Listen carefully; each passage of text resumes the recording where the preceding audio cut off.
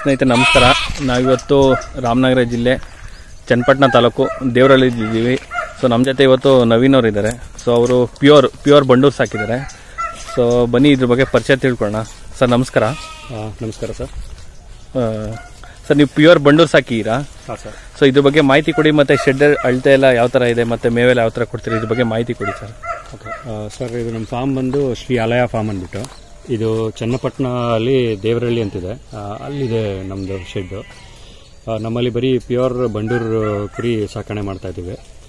ನಮ್ಮಲ್ಲಿ ಒಂದು 60 to 70 Bandur stock ಇದೆ. ನಮ್ಮಲ್ಲಿ ಒಂದು 5 ರಿಂದ 6 ಡಿಫ್ರೆಂಟ್ ಲೈನ್ಸ್ದು ಮೇಲಿದ್ದಾವೆ. ಫೀಮೇಲ್ಸ್ ಒಂದು 50+ ಇದೆ, and kids semi adult kids ಅವೆಲ್ಲ ಒಂದು 15 to 20 ಇದೆ. ಸೊ ಓವರಾಲ್ ಟೋಟಲ್ ಒಂದು 70+ ಸ್ಟಾಕ್ ಇದೆ. ನಮ್ಮದು ಶೆಡ್ ಬಂದು ಎಲಿವೇಟೆಡ್ ಶೆಡ್ ಮಾಡಿದ್ದೀವಿ. ಅದು ಬಂದು ನಿಮಗೆ 20 by 20 ಶೆಡ್ ಇದೆ. ಆ್ಯಂಡ್ ಅದ್ರ ಕೆಳಗಡೆಗೆ ಬೆಳಗ್ಗೆ ಹೊತ್ತೆಲ್ಲ ನಾವು ಕೆಳಗಡೆ ಬಿಟ್ಕೊಂಡಿರ್ತೀವಿ. ರಾತ್ರಿ ಹೊತ್ತು ಮಲ್ಕೊಳ್ಳೋ ಟೈಮಲ್ಲಿ ಮಾತ್ರ ನೈಟಲ್ಲಿ ಮೇಲೆ ಹೋಗುತ್ತೆ ಕುರಿಗಳೆಲ್ಲ ಮೇಲೆ ಮಲ್ಕೋದಕ್ಕೆ. ಇದಿಷ್ಟು ಎಳಗ ಮತ್ತು ಬೀಟಲ್ಲು ಈ ಥರ ಸಾಕ್ತಾರೆ.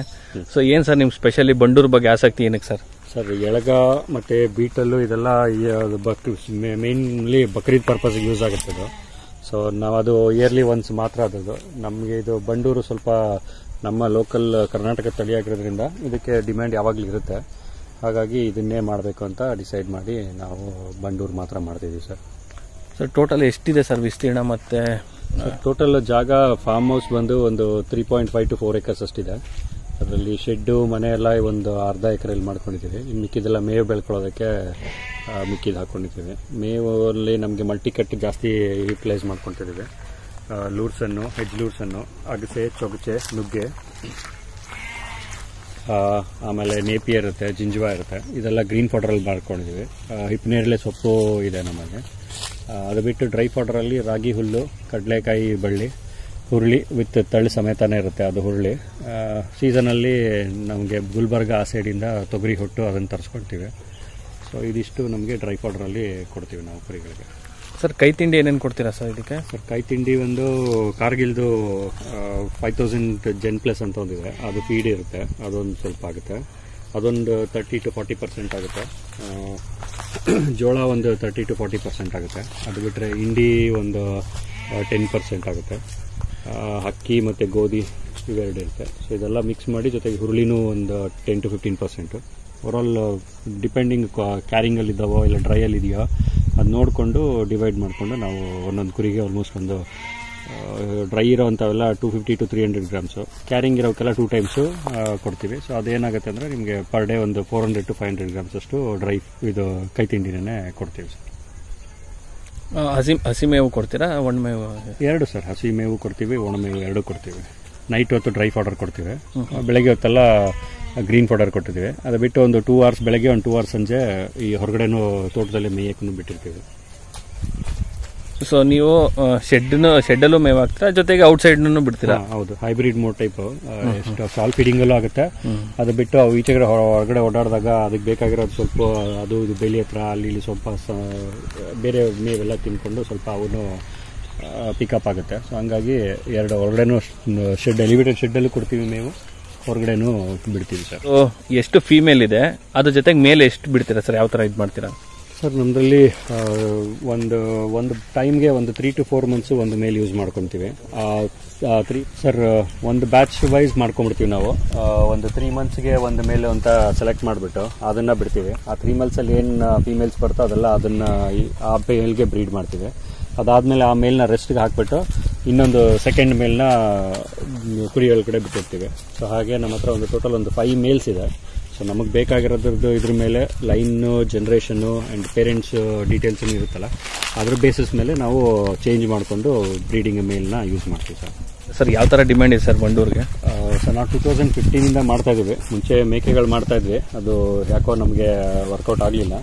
ಹಂಗಾಗಿ ಒಂದು ನೆಕ್ಸ್ಟು ಒಂದು 4 ಫೀಮೇಲು ಒಂದು ಮೇಲ್ ತೊಗೊಂಬಂದಿದ್ವಿ ಬಂಡೂರು. ಅದೇ ಟೈಮಲ್ಲಿ ಮೇಕೆಗಿಂತ ಬಂಡೂರುಗಳನ್ನೇ ತುಂಬ ಒಗ್ಗಿಕೊಂಡು ನಮ್ಗೆ ಇಲ್ಲಿ ಅಡ್ಜಸ್ಟ್ ಆಯಿತು. ಸೊ ಹಂಗಾಗಿ ಅವಾಗಿಂದ ಕಂಟಿನ್ಯೂಸ್ ಆಗಿ ಬಂಡೂರನ್ನೇ ಬ್ರೀಡ್ ಮಾಡೋಕ್ಕೆ ಸ್ಟಾರ್ಟ್ ಮಾಡ್ತೀವಿ. ಸುಮಾರು ಎಷ್ಟು ವರ್ಷದಿಂದ ಮಾಡ್ತೀವಿ ಸರ್ ಬಂಡೂರು? 2015 ಮಾಡ್ತೀವಿ. ಸೊ ಆಲ್ಮೋಸ್ಟ್ 9 years+ ಆಗಿದೆ ಸರ್ ಅದು.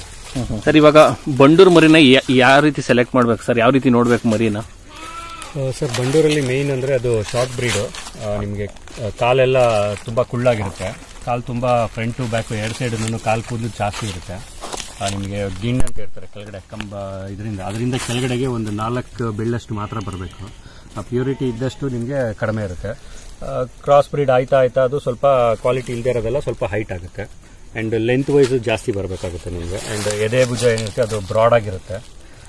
ಮುಖದಲ್ಲಿ ಹೇಳೋದಾಯ್ತು ಅಂದರೆ ಆದಷ್ಟು ಆಡ್ ಪ್ಯಾಚಸ್ ಇರಬಾರ್ದು, ಬ್ರೌನ್ದು ಈವನ್ ಪ್ಯಾಚಸ್ ಟೈಪ್ ಇದ್ದರೆ ಒಳ್ಳೆಯದು. ಕತ್ತಲ್ಲಿ 2 ಕೊಳ್ಳು ಅಂತೀವಿ, ಅದಿರಬೇಕು. ಆ್ಯಂಡ್ ಮೂಗು ಗಿಣಿ ಮೂಗು ಅಂತಾರೆ, ಪ್ಯಾರೆಟ್ ನೋಸ್ ಅಂತಾರೆ, ಅದಿದ್ರೆ ಇರುತ್ತೆ. ಆ್ಯಂಡ್ ಅದರಲ್ಲಿ ಒಂದು ಲಕ್ಷಣ ಇರುತ್ತೆ ನಿಮಗೆ. ಮುಖ ನೋಡಿದ ತಕ್ಷಣ ಕ್ವಾಲಿಟಿ ವೈಸ್ ಆಗಿ ಇದಾಗಲಿ ಅಲರ್ಟ್ನೆಸ್ಸಲ್ಲಾಗಲಿ ಸ್ವಲ್ಪ ತುಂಬ ಚೆನ್ನಾಗಿ ಕಾಣಿಸುತ್ತೆ ನಿಮಗೆ ಲುಕ್ ವೈಸ್. ಸೊ ನೀವು ಹೇಳ್ತಾ ಇರೋದು ಕಾಲ್ ಗಿಣ್ಣೆ ಎಷ್ಟು ಹೈಟ್ ಇದೆ ಇದು ಸರ್? ಒಂದು 4 ಬೆರಳಷ್ಟು ಬರಬೇಕಷ್ಟೇ ಸರ್ ಫ್ರಂಟ್ದು. ಬ್ಯಾಕ್ ಸೈಡ್ದು ಏನಿಲ್ಲ, ಅದು ಪ್ರಪೋರ್ಷನೇಟ್ ಆಗಿರಬೇಕು.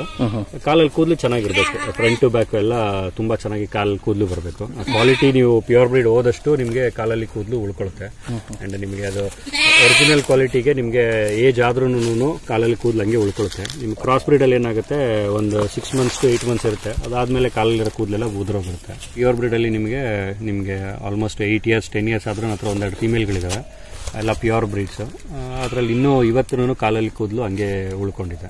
ಸೊ ನೀವು ಕಾಲಲ್ಲಿ ಕೂದಲು ಎಷ್ಟು ಉಳ್ಕೊಂಡಿರುತ್ತೋ ಅದ್ರ ಮೇಲೆ ಡಿಪೆಂಡ್ ಆಗುತ್ತೆ ಸರ್, ಪ್ಯೂರ್ ಬ್ರೀಡ್ ಒರಿಜಿನಾಲಿಟಿ ಮೇಲೆ. ಸರ್ ಇವಾಗ ಮೇಲೆಲ್ಲ ಎಷ್ಟು ವೆಯ್ಟ್ ಬರುತ್ತೆ ಸರ್? ಮೇಲು ಆನ್ ಅನ್ ಆವರೇಜ್ ನಿಮಗೆ 1 ವರ್ಷಕ್ಕೆ ಒಂದು 30+ ಹೋಗುತ್ತೆ. ಆ್ಯಂಡ್ ಫೀಮೇಲ್ಸ್ ಆಲ್ಮೋಸ್ಟ್ ಆ ಏಜಲ್ಲೇ ಇರ್ತೈತೆ. ಬ್ರೀಡಿಂಗ್ ಮಾಡೋ ರೀಸನ್ನಿಂದ ನಿಮಗೆ ಮೇಲ್ಸ್ ಎಲ್ಲ ಒಂದು ಆವರೇಜ್ ವೆಯ್ಟ್, ಬ್ರೀಡಿಂಗ್ ಮೇಲ್ಸ್ ಎಲ್ಲ almost like on an average first year 1 year ಆದಮೇಲೆ ಇಲ್ಲ 2 ಆದಮೇಲೆ ಬ್ರೀಡಿಂಗ್ ಸ್ಟಾರ್ಟ್ ಮಾಡ್ಬೋದು. 1 year ಅಷ್ಟೊತ್ತಿಗೆಲ್ಲ ನಿಮ್ಗೆ ಒಂದು 30+ ವೆಯ್ಟ್ ಅಂತೂ ಬಂದಿರುತ್ತೆ. ತೀರಾ ಓವರ್ ಸೈಜ್ ಮಾಡಬಾರ್ದು. ಆನ್ ಅನ್ ಆವರೇಜ್ ನಿಮಗೆ 30 to 40 kilos ವೆಯ್ಟ್ ಇದ್ದಾಗ ನಿಮಗೆ ಬ್ರೀಡಿಂಗಿಗೆ ಸೂಟಬಲ್ ಆಗಿರುತ್ತೆ. ತುಂಬ ಜಾಸ್ತಿ ಆಯಿತು ಅಂದ್ರೂ ಓಕೆ, ಬ್ರೀಡ್ ಮಾಡೋಕ್ಕೆ ಕಷ್ಟ ಆಗುತ್ತೆ. ಅದು ತೀರಾ ಕಡಿಮೆ ಆಯಿತು ಅಂದ್ರೂ ನಿಮಗೆ ಕ್ವಾಲಿಟಿ ವೈಸು ವೀಕ್ ಆಗಿರುತ್ತೆ. ಸೊ ಆನ್ ಅನ್ ಆವರೇಜ್ ನೀವು 30 to 40 kilos ವೆಯ್ಟಲ್ಲಿ ಮೇಂಟೈನ್ ಮಾಡ್ಕೊಂಡು ಹೋಗಬೇಕಾಗುತ್ತೆ, ಅಂದರೆ ಮೇಲ್ನ.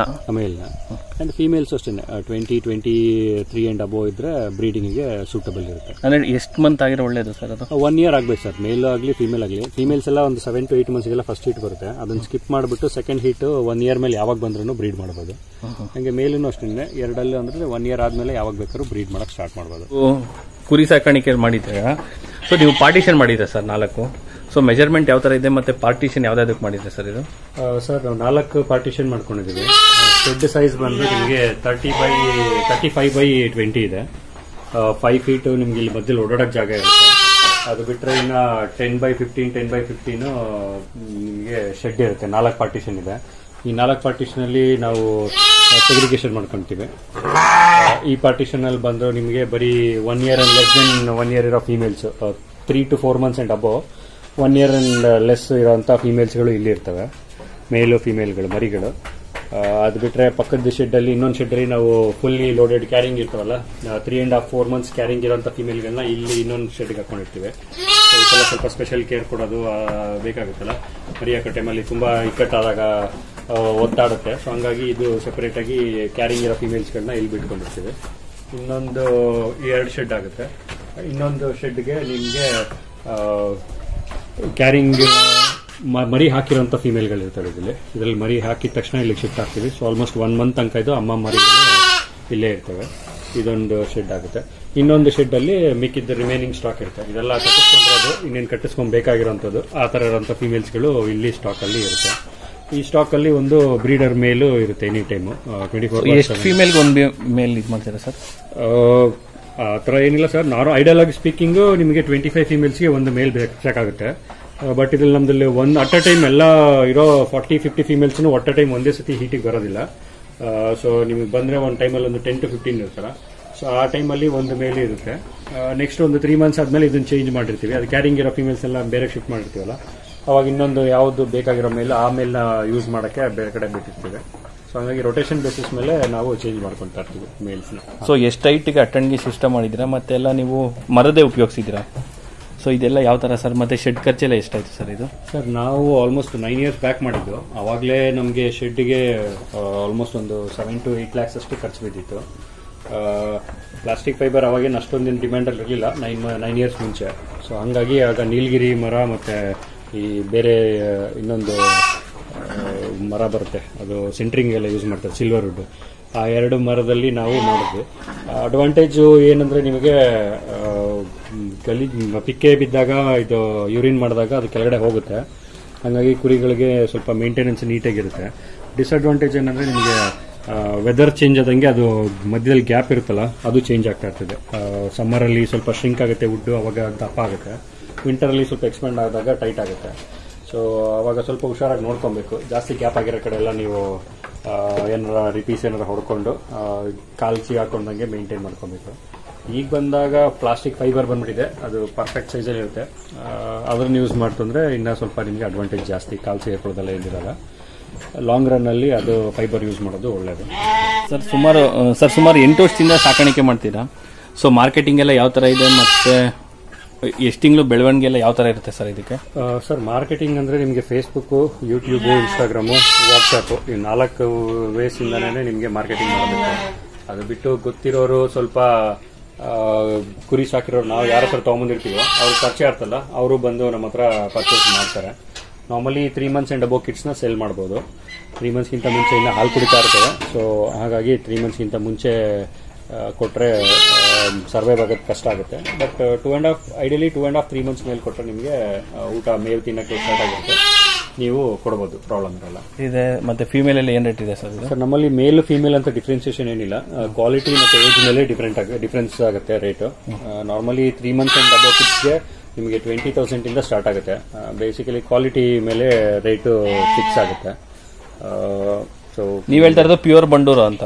ಪ್ಯೂರ್. ನಮ್ಮಲ್ಲಿ ಇರೋದೆಲ್ಲ ಪ್ಯೂರ್ ಬಂಡೂರೆ. ಸೊ ಅದರಲ್ಲಿ ನೀವು ಹೇಗೆ ಅಂದ್ರೆ 3 months ಅಂಡ್ ಅಬೋಗೆ ಈಗ ಆಡ್ ಪ್ಯಾಚಸ್ ಇರುತ್ತೆ, ಸ್ವಲ್ಪ ಒಂದೊಂದು ಬ್ರೌನ್ಗೆ ಅದಕ್ಕೆ ಸ್ವಲ್ಪ ವ್ಯಾಲ್ಯೂ ಕಡಿಮೆ ಇರುತ್ತೆ, ಕಾಲಲ್ಲಿ ಕೂದಲು ಸ್ವಲ್ಪ ಕಡಿಮೆ ಇರುತ್ತೆ, ಸ್ವಲ್ಪ ಹೈಟ್ ಜಾಸ್ತಿ ಬಂದಿರುತ್ತೆ. ಬಟ್ ಎಲ್ಲ ಕ್ಯಾರೆಕ್ಟರಿಸ್ಟಿಕ್ಸ್ ಏನೊಂದು 7 to 8 ಕ್ಯಾರೆಕ್ಟರಿಸ್ಟಿಕ್ಸ್ ನಾನು ಹೇಳಿದ್ನಲ್ಲ, ಕುಳ್ಳ ಇರಬೇಕು, ಲೆಂತ್ ಬರಬೇಕು, ವೈಟ್ ಫೇಸ್ ಆದಷ್ಟು ಬರಬೇಕು, ಆಡ್ ಪ್ಯಾಚಸ್ ಇರಬಾರ್ದು, ಕಾಲಲ್ಲಿ ಕೂದಲು ಜಾಸ್ತಿ ಇರಬೇಕು, ಕತ್ತಲ್ಲಿ ಕೊಳ್ಳಿರಬೇಕು, ಗಿಣಿ ಮೂಗಿರಬೇಕು. ಸೊ ಈ ತರ ಎಲ್ಲಾ ಫೀಚರ್ಸು ಯಾವ್ದಕ್ಕೆ ಚೆನ್ನಾಗಿರುತ್ತೋ ಅದಕ್ಕೆ ಸ್ವಲ್ಪ ಪ್ರೈಸ್ ವೈಸ್ ಜಾಸ್ತಿ ಇರುತ್ತೆ. ಸೊ ನಿಮಗೆ 25, 30, 35, 40 ತನಕನೂ ಮರಿಗಳು ಕೊಟ್ಟಿದ್ದೀವಿ ನಾವು. ಸೊ ಕ್ವಾಲಿಟಿ ಮೇಲೆನೆ ಬೇಸಿಕಲಿ ಪ್ರೈಸ್ ಡಿಪೆಂಡ್ ಆಗುತ್ತೆ.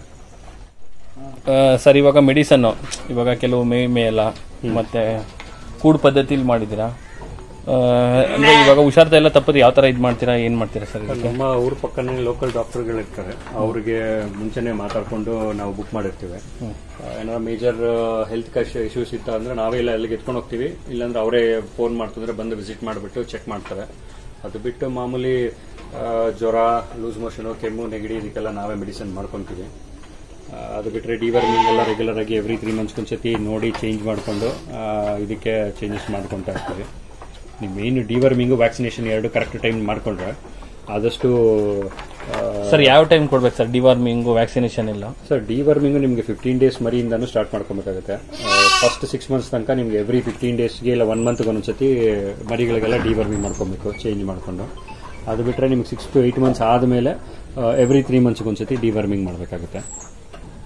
ವ್ಯಾಕ್ಸಿನೇಷನ್ ಎಲ್ಲ ಇಯರ್ಲಿ ಒನ್ಸು, ಇಯರ್ಲಿ ಟ್ವೈಸ್ ಇರೋದಿದ್ದಾವೆ. HS, PP, ET ಮತ್ತೆ FMD ಇವೆಲ್ಲ ಇದೆ. ಸೀಸನ್ ಅಲ್ಲಿ ಇದ್ದಾಗ ಅವರ ಡಾಕ್ಟರ್ಸ್ನೇ, ಗೌರ್ಮೆಂಟ್ ಡಾಕ್ಟರ್ಸ್ನೇ ಬರ್ತಾರೆ, ಅವ್ರ ಹತ್ರನೇ ನಾವು ಅವ್ರದ್ದು ಮೆಡಿಸಿನ್ ಹಾಕ್ಬೋದು, ಇಲ್ಲ ನಾವೇ ಪ್ರೈವೇಟ್ ಅಲ್ಲಿ ಬೇಕಾಗಿರೋ ಮೆಡಿಸಿನ್ ತಗೊಂಡ್ಬಂದು ಕೊಡ್ತು ಅಂದ್ರೆ ಅವ್ರು ಅಡ್ಮಿನಿಸ್ಟ್ರೇಟ್ ಮಾಡ್ಕೊಡ್ತಾರೆ. ಸರ್ ವೆಯ್ಟ್ ಎಲ್ಲ ಏನ್ ಬರುತ್ತೆ ಸರ್ ಮೇಲು? ಸರ್ ಆನ್ ಅನ್ ಆವರೇಜ್ ನಿಮಗೆ 40+ 1 year 2 year ಅಂಡ್ ಅಬೋವ್ ಇರೋವೆಲ್ಲ ಬರ್ತವೆ.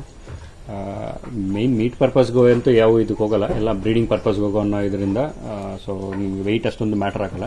ಹೆಲ್ದಿಯಾಗಿದೆ ಅನ್ನೋ ಇದಕ್ಕೆ ನಿಮಗೆ ಒಂದು ಫೀಮೇಲ್ಸ್ ಒಂದು 25 to 30 kilos, ಮೇಲ್ಸ್ ಒಂದು 30 to 40 kilos ಇತ್ತು ಅಂದ್ರೆ ಹೆಲ್ದಿಯಾಗಿದೆ ಅನ್ನೋ ಒಂದು ಕಾನ್ಸೆಪ್ಟ್ ಇರುತ್ತೆ ಸರ್. ಸರ್ ಇದು ಬಂದು ನಾವು ಮೇಲ್ಸ್ಗಳು, ಇಂಡಿವಿಜುವಲ್ ಮೇಲ್ಸ್ಗಳಿಗೆ ಅಂತ ಸಪರೇಟ್ ಆಗಿ ಬಾಕ್ಸ್ಗಳು ಮಾಡ್ಕೊಂಡಿದ್ದೀವಿ. ಇಲ್ಲಿ ಒಂದು 3 ಸೆಪರೇಟ್ ಬಾಕ್ಸ್ ಇದೆ. ಇಲ್ಲಿ ಬ್ರೀಡರ್ ಮೇಲ್ಸ್ಗಳನ್ನ ಸಪರೇಟ್ ಆಗಿ ನಾವು ಇಲ್ಲಿ ಇಟ್ಕೊಂತೀವಿ. ಇಲ್ಲಿ ಗೂಡ್ ಸೈಜ್ ಬಂದು ನಿಮಗೆ ಒಂದೊಂದು 10 feetಗೆ 4.5 5 feet ಅಷ್ಟು 3 ಸೆಪರೇಟ್ ಪಾರ್ಟಿಷನ್ ಇದೆ. ಇದರಲ್ಲಿ ಒಂದೊಂದು ಮೇಲ್ ಇಟ್ಟಿರ್ತೀವಿ. ಕುರಿಗಳಲ್ಲಿ ಮಾಮೂಲಿ ಇನ್ನೊಂದು ಬ್ರೀಡರ್ ಮೇಲ್ ಇಟ್ಟಿರ್ತಾರೆ. ಸದ್ಯಕ್ಕೆ 3 ಬ್ರೀಡರ್ ಮೇಲ್ಗಳಿದಾವೆ. ನಿಮಗೆ ಅದು ಕಾರ್ನರ್ ಅಲ್ಲಿ ಇದೆಯಲ್ಲ ಫುಲ್ ಹೇರ್ ಕಟ್ ಮಾಡಿರೋದು, ಅದೊಂದು ಓಲ್ಡ್ ಮೇಲ್ ಅದು ನಂದು. ಆಲ್ಮೋಸ್ಟ್ ಈಗ ನಾನು 1 year ಆಯ್ತು ಅವನ್ನ ತಗೊಂಡ್ಬಂದು. ಅವನಾಗಲೇ 8+ years 9 years ಹತ್ರ ಆಗ್ತಾ ಇದ್ದಾನೆ. ಅವನು ಇಲ್ಲೇ ಮದ್ದೂರಲ್ಲಿ ಒಬ್ಬರು ಒಳ್ಳೆ ಹಳೆ ಬ್ರೀಡರ್ ಇದ್ರು, ಅವ್ರ ಹತ್ರ ತಗೊಂಡ್ಬಂದಿದ್ದೀನಿ. ಅವ್ನು ಯೂಸ್ ಮಾಡ್ತಾ ಇದ್ದೀನಿ. ಈಗ ಲಾಸ್ಟ್ ಬ್ಯಾಚ್ ಫುಲ್ ಅವ್ನು ಯೂಸ್ ಮಾಡಿದ್ದೆ, ಈಗ ರೆಸ್ಟ್ ಅಲ್ಲಿ ಕರೆಂಟ್ ಅವನು. ಅವನ್ನ ಬಿಟ್ರೆ ಇನ್ನ ಇಲ್ಲಿ 2 ಮೇಲ್ ಇದೆ. ಇದರಲ್ಲಿ ಒಂದು ಈ ಫಸ್ಟ್ ಮೇಲ್ ಬಂದು ನಿಮಗೆ 1 ಇಯರ್ ಮೇಲ್ ಇದು. ಇದು ಬಿಟ್ಟು ಇದು ನಮ್ಮಲ್ಲಿ ನನ್ನ ಇನ್ನೊಬ್ಬರ ಫ್ರೆಂಡ್ ಅವ್ರ ಹತ್ರ ತರಿಸ್ಕೊಂಡಿದ್ದು ಈ ಮೇಲ್ನ. ಇದರ ಲೈನ್ಸ್ ತುಂಬಾ ಚೆನ್ನಾಗಿತ್ತು ಅಂದ್ಬಿಟ್ಟು ಬ್ರೀಡ್ ಮಾಡಕ್ಕಂತ ಇದು ತಗೊಂಡಿದ್ದೀನಿ. ಅದು ಬಿಟ್ಟರೆ ಇನ್ನೊಂದು ಮೇಲ್ ಇದೆ. ಇದು ನನ್ನ ಫಾರ್ಮಲ್ಲೇ ಹುಟ್ಟಿರೋದು. ಇದು 1.5 years ಆಗಿದೆ, ಆಲ್ಮೋಸ್ಟ್ 18 months ಮೇಲ್ ಇದು. ಸೊ ಟರ್ನ್ ಬೈ ಟರ್ನ್ ಒಂದೊಂದಾದ್ಮೇಲೆ ಒಂದು ಮೇಲ್ನ ನಾವು ಲೈನ್ಸ್ ಯಾವ್ದು ಬೇಕೋ ಅದ್ರದ್ದು ಇದ್ರ ಮಕ್ಕಳು ಅದಕ್ಕೆ ಲೈನ್ ಬ್ರೀಡಿಂಗ್ ಆಗದೆ ಇರೋಂಗೆ ಚೇಂಜ್ ಮಾಡಿಕೊಂಡು ಡಿಫ್ರೆಂಟ್ ಲೈನ್ಸ್ ಮೇಲು ಯೂಸ್ ಮಾಡ್ಕೊಂತೀವಿ ನಾವು. ಸರ್ ಮೇವೆಲ್ಲ ಏನು ಕೊಡ್ತೀರಾ ಸರ್ ಬ್ರೀಡಿಂಗ್? ಸರ್ ಇದಕ್ಕೂ ಸೇಮ್ ಅದಕ್ಕೆ ಏನು ಕೊಡ್ತೀವಿ ಅದೇ ತರ ಇದಕ್ಕೂ ಕೈ ತಿಂಡಿಲಿ ಒಂದು ಸ್ವಲ್ಪ ಚೇಂಜಸ್ ಇರುತ್ತೆ.